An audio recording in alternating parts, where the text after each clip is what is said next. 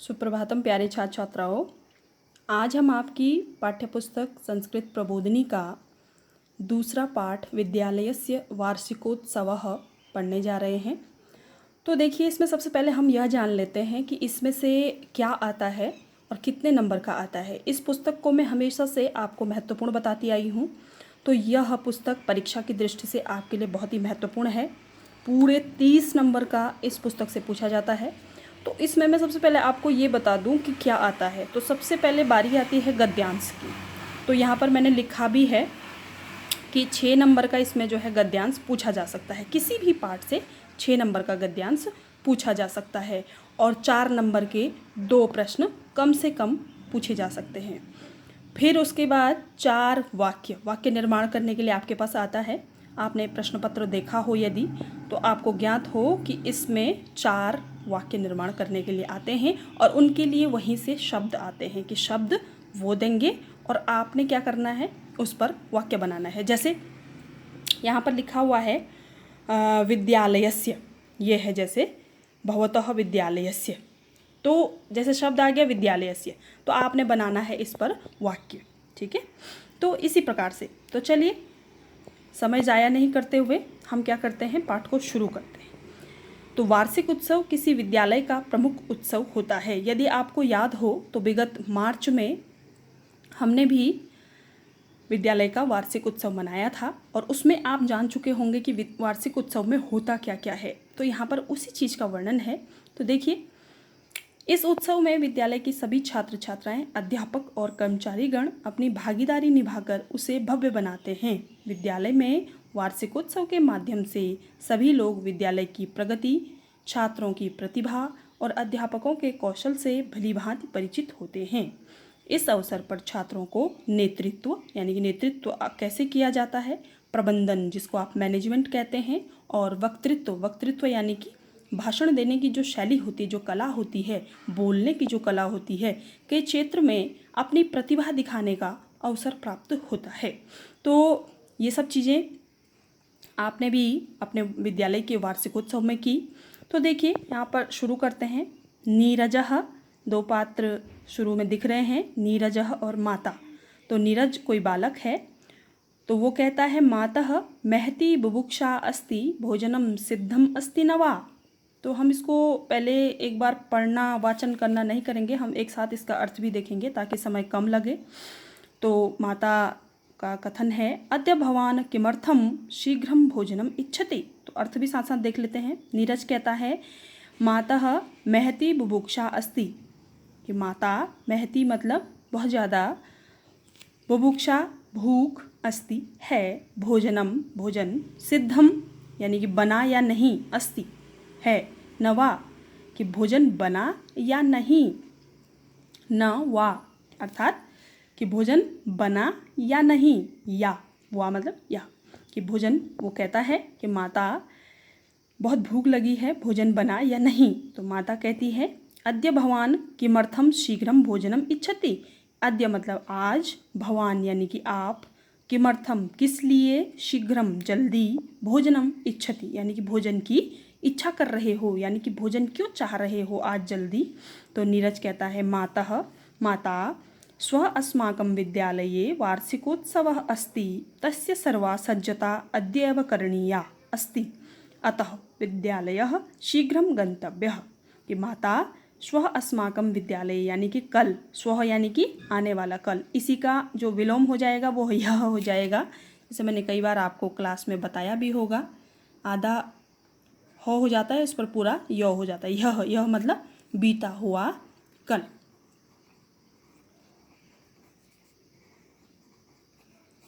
और स्वः मतलब यहाँ पर आप देख रहे हैं, स्वः मतलब हो जाता है आने वाला कल। स्वः अस्माकं विद्यालय यानी कि हमारे विद्यालय में वार्षिकोत्सवः अस्ति, वार्षिक उत्सव है। अब वार्षिकोत्सव की जो संधि होती है वो मैंने आपको बताई नहीं। वार्षिक धन उत्सव, तो इसकी जो संधि हो जाती है, अगर हम इसको संधि करके लिखें तो वार्षिकोत्सवः, उत्सवः, तो यहाँ पे बन जाता है वार्षिकोत्सव। इसमें संधि कौन सी वाली आएगी, ओ या आ के बाद जब भी उ या ऊ आते हैं तो उनका ओ हो जाता है। तो ये किस संधि का लक्षण है?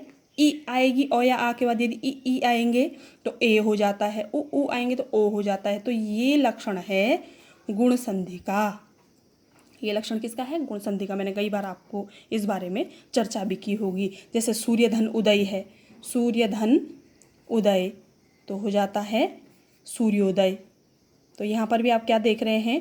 ओ या आ के बाद इसमें ओ प्रेजेंट होता है, ओ विद्यमान होता है। मैंने आपको कई बार बताया है कि जैसे किसी भी वर्ण में हलंत न हो तो उसमें क्या होता है? ओ होता है, कोई स्वर होता है ना। तो यहाँ पर आप देख रहे हैं ओ की मात्रा इसमें लगी हुई, सूर्य अ आ रहा है, अ और ऊ दोनों को मिल करके ओ हो जा रहा है।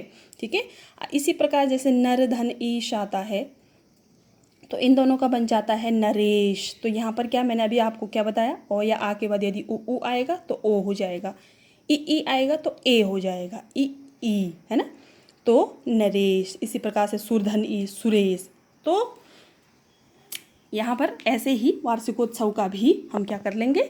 संधि विच्छेद और संधि कर लेंगे। तो कहते हैं, क्या कहता है नीरज अपनी माँ से कि माता स्व अस्माकं विद्यालय, कल हमारे विद्यालय का वार्षिकोत्सव है। तस्य सर्वा सज्जता, उसकी, तस्य मतलब उसकी, सर्वा सज्जता मतलब सभी, सज्जता तैयारी, अद्यैव करणीया, अद्य धन एव, इसकी संधि विच्छेद क्या हो जाएगा?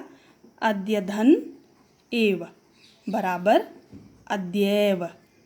इसको आप अध्यैव नहीं पढ़ेंगे, ओ दो हलंत यैव, इस प्रकार से भी हम इसको लिख सकते हैं। ठीक है। तो पढ़ने में शुद्धता रखें। अद्यैव करणीया अस्ति, अभी ही करनी है, अद्य अभी ही, एव मतलब ही करनी है। अतः विद्यालयः शीघ्रं गंतव्यः, तो अतः विद्यालय शीघ्र गंतव्य, जल्दी जाना है। तो माता कहती है कि भवतः विद्यालयस्य वार्षिकोत्सवे के कार्यक्रमाः भविष्यन्ति, भवतः आपके, विद्यालयस्य विद्यालय के, षष्ठी विभक्ति इसमें का की के चिन्ह आएंगे। वार्षिकोत्सवे, वार्षिकोत्सव में, सप्तमी विभक्ति में पर ऊपर, के कार्यक्रमाः भविष्यन्ति, कौन कौन से कार्यक्रम होंगे?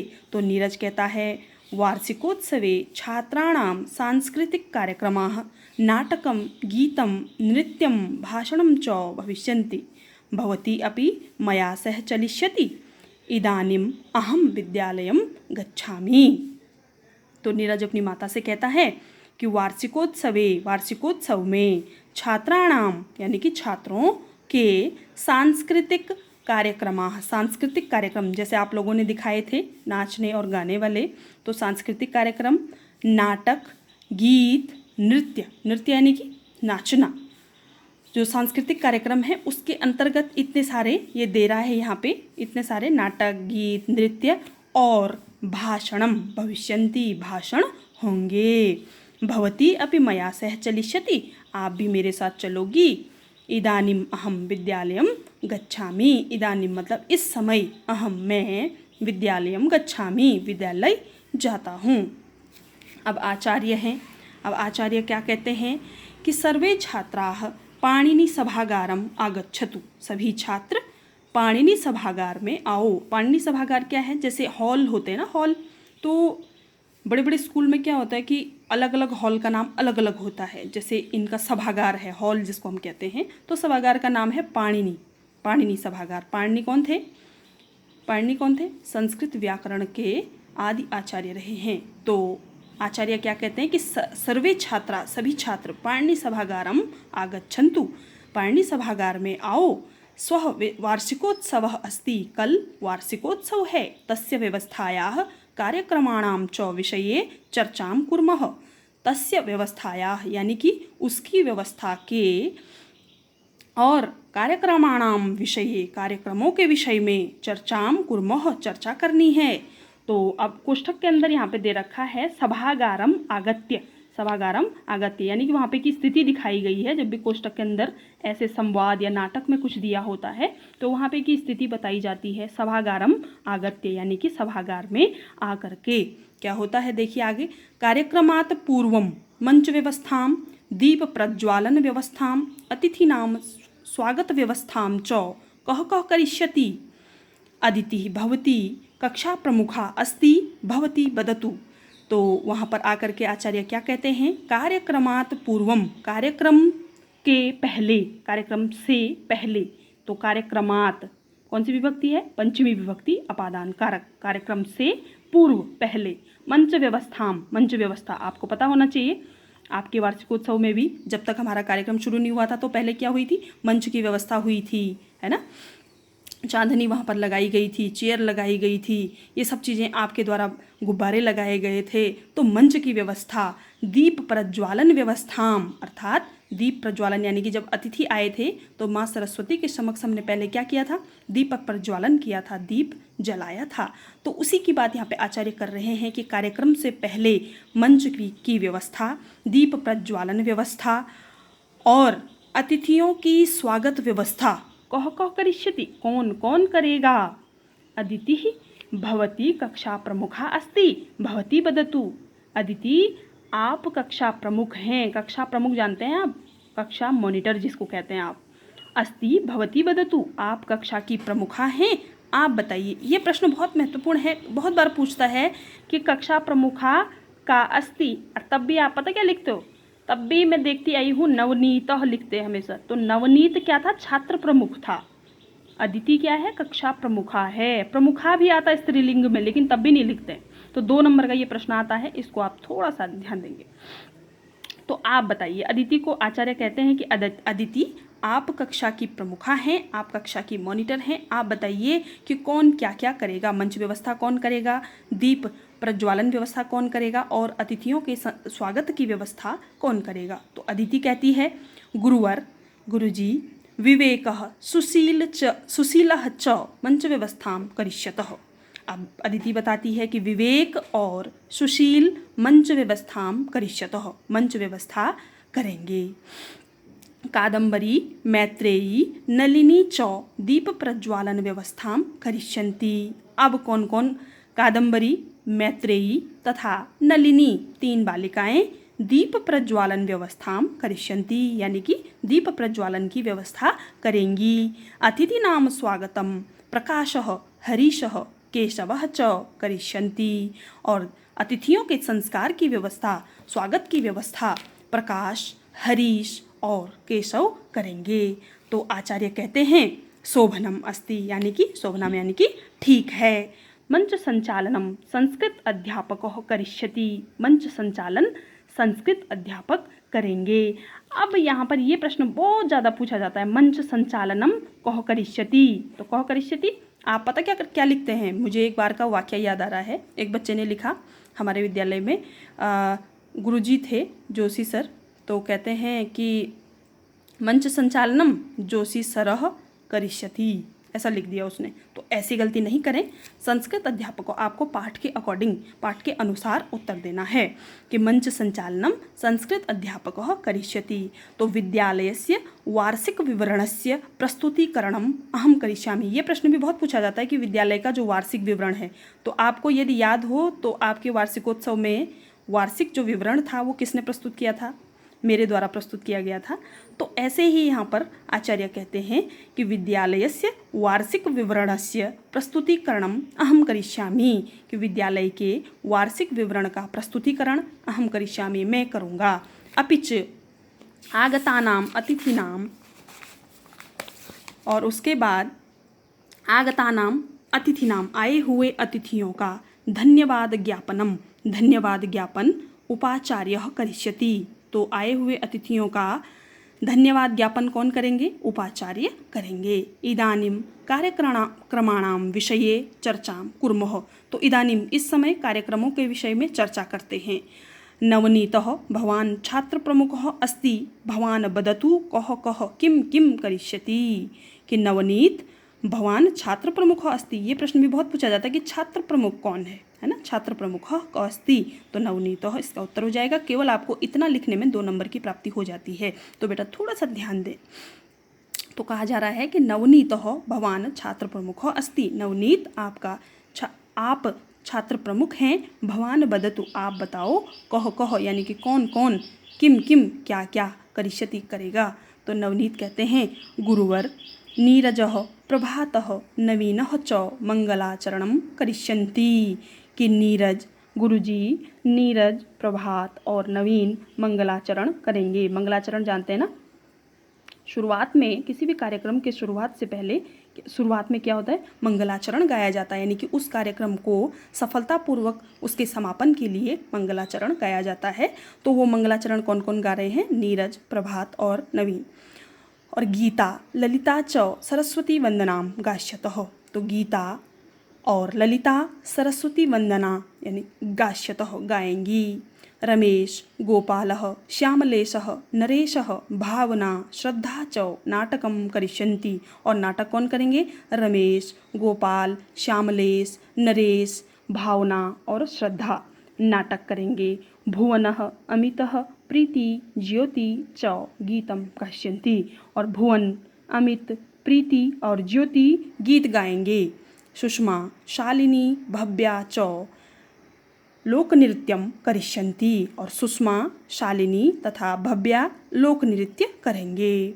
महेशः मनोजः च भाषणं करिष्यतः। और महेश तथा मनोज क्या करेंगे, भाषण करेंगे। अब आचार्य कहते हैं शोभनम अस्ति यानी कि ठीक है, किंतु स्वः कार्यक्रमः अस्ति सर्वे सम्यक्तया अभ्यासं कृत्वा स्वकक्षाध्यापकं दर्शयन्तु। आचार्य क्या कहते हैं, किंतु किंतु ठीक है, किंतु स्वः कार्यक्रमः अस्ति कल कार्यक्रम है। जैसे हम भी आप लोगों को कहते हैं कोई गड़बड़ नहीं होनी चाहिए, अच्छे से तैयार होके आना, तैयारी करके आना। तो ऐसे ही यहाँ पे आचार्य कह रहे हैं कि किंतु स्वः कार्यक्रमः अस्ति, किंतु कल कार्यक्रम है। सर्वे सम्यक्तया अभ्यासम कृत्वा, सभी सम्यक मतलब होता है ठीक प्रकार से, अभ्यासम कृत्वा अभ्यास करके, स्वकक्षाध्यापकम दर्शयन्तु अपने कक्षाध्यापक को दिखाएंगे। सर्वे छात्रा शुभ्रवेशेण समयेन आगमिष्यन्ति। सभी छात्र शुभ्रवेशेण यानी कि शुभ्र मतलब सफ़ेद वेश में, सफ़ेद रंग के कपड़े पहन करके, समयेन समय से, आगमिष्यन्ति आएंगे। तो ये हो गया आपका ये पाठ। तो इसमें से कुल मैंने आपको कितना बताया कि कितने नंबर का इसमें से कम पूछा जा सकता है, 6 और 4 10, 4 14। तो प्रत्येक पाठ की यही दशा है। जो पद्य वाला होगा उसमें भी वो भी महत्वपूर्ण है। तो पाठ सभी महत्वपूर्ण है, ये पुस्तक बहुत ही ज़्यादा महत्वपूर्ण है। क्योंकि इसमें क्या होता है, संस्कृत जो होती है वो बहुत स्कोरिंग होती है। आपने लिख दिया सो लिख दिया और उसमें कोई आपके मार्क्स नहीं काट सकता है। तो इसलिए अब आगे हम इसके प्रश्नोत्तरों पे चर्चा करेंगे या इसके प्रश्नोत्तर मैं डाल दूँगी। ठीक है, धन्यवाद।